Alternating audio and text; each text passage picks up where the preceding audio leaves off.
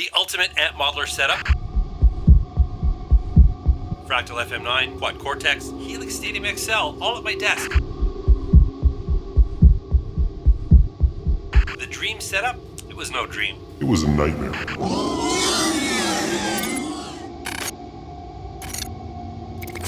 Hey there, I'm Dan, the self-proclaimed Lonely Rocker. Thank you so much for joining me today. So if you're like me, one is never enough. And while I like my tube amps, I like modelers too, and I have quite a few of them here, and I use them all for different reasons in recording sessions, and I like having things on demand, but having multiple amp modelers also running as audio interfaces turned out to be a cabling nightmare. But I've got a great solution that I want to share with you. But before I get into all of that, I want to welcome my good friend in the cheap seats. You got me in here to talk about a volume knob with branding on it?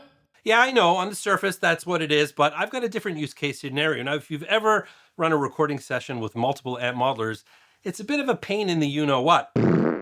I love using amp modelers as audio interfaces. I think they make the best interfaces for guitar players because when you connect your speaker monitors to it, you get direct monitoring, so you have no latency whatsoever, perfect feel. It's a great way to record guitars. But if you're using multiple audio interfaces, Well, it's a recipe for frustration. Kind of aligns with your recipe for boredom.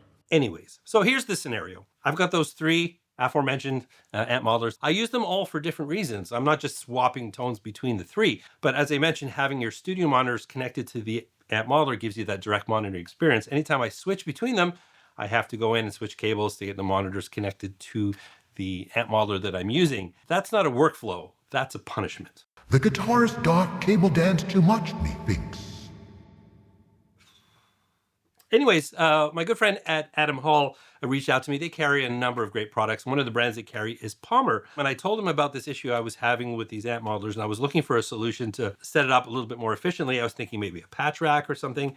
And he told me to take a look at their catalog, and I noticed the Palmer Monicon XL. Now, this is a desktop monitor controller. It's designed to switch between different sources, and if you've got multiple monitors in your studio, which is not uncommon in a studio for different references, it's an easy way to switch between them. So I took a look at it and I thought, maybe this is the thing that can actually help me. And they didn't see it at first. And after reading my proposal, they said, you know what? This might just work. Why don't we give it a try? So thank you to Adam Hall for believing in my vision.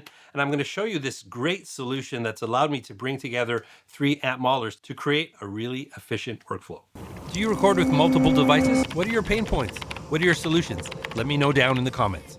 So the Monicon XL from Palmer is a really high quality desktop monitor controller. It allows you to switch between three different sets of studio monitors. You've got three different inputs. You've got a Q track. You've got a mute button, which funny enough is one of my favorite features on it, big volume knob. And really it's designed to control your mixing environment. But we take a look at my scenario with the three different amp modelers. They're all set up as audio interfaces.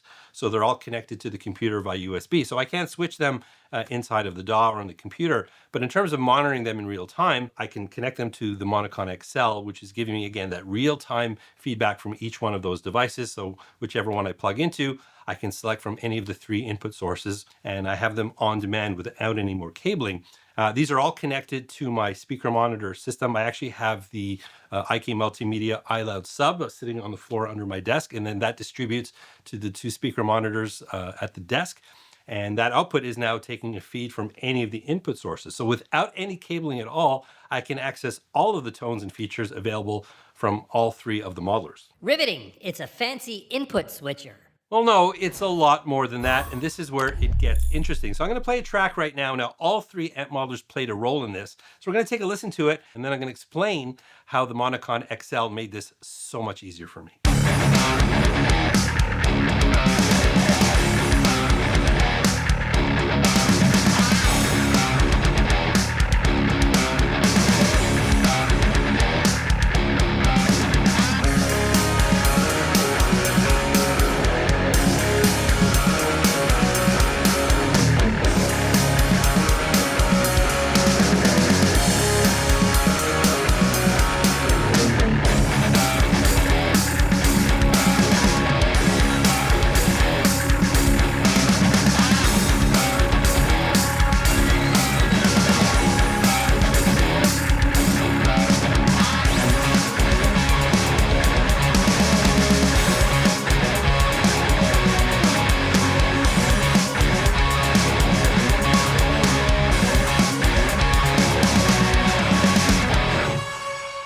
So the Fractal FM9 is my main tracking modeler. It's connected to the Monicon XL via the SPDIF input 3.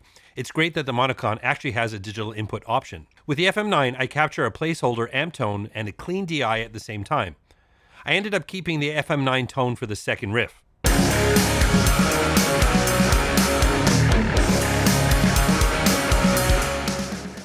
But that DI is going to come in handy later. The Helix Stadium is on input 1, XLR outs into the Monicon's balanced TRS inputs. This one's the reamping engine. A DI from the DAW goes into the Helix, out to my angled Powerball 2, through the 4x12 double XL cab, 2 mics back through my warm audio preamp, and into the Helix returns, and into 2 separate tracks in the DAW. One custom preset on the Helix handles the whole path.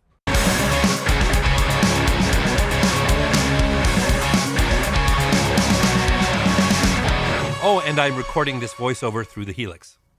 And the Quad Cortex is the color station. I've got the IK Multimedia Uno Synth Pro X running in stereo into 2 returns on the Quad Cortex. A preset routes it straight to the DAW. No cable swapping, no fuss. I just sweep the synth filters in real time to add texture and movement to the track. Hit record, done.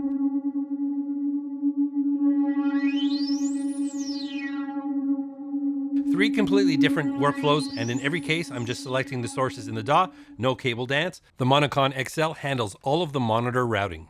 Okay, I'll admit, that's not the dumbest idea you've ever had. I think you're starting to see it. So now something that really surprised me was you actually can have all of the inputs and outputs set on the Monicon XL at the same time. The fact that I don't even have to touch a button on the Monicon XL, it's handling it all the routing is done, and they can all be live at the same time. It's just a simple switch in the software, and I'm just toggling between the 3 different amp modelers. Toggle, toggle, dial in trouble. USB burn and cables bubble. So what's my verdict? This thing has been awesome. You know, it's one of those things that you didn't know you needed, but now I can't live without it. I mean, the mute button, this might sound silly, but having a mute button at my desk, you get a phone call or something, it's just super simple. Absolutely love that. And obviously having volume control. I mean, the features that it offers as a desktop monitor controller are great. You know, you've got 2 headphone jacks, so you can assign a main to one or the Q to another one. In a mixed situation, that's a great feature to have. It's got talkback on it. Just a really, really versatile and high quality device. But for my needs, it's kind of one of those pieces of gear that's an unsung hero.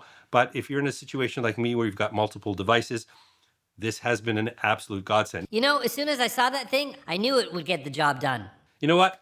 Too little, too late. Perhaps I'll see you next time. Do yourself a favor and hit that mute button. Anyways, I had a lot of fun with this. I want to send a big thank you to Adam Hall. Now, they did send me the Palmer Monicon XL, but I was not paid for this video.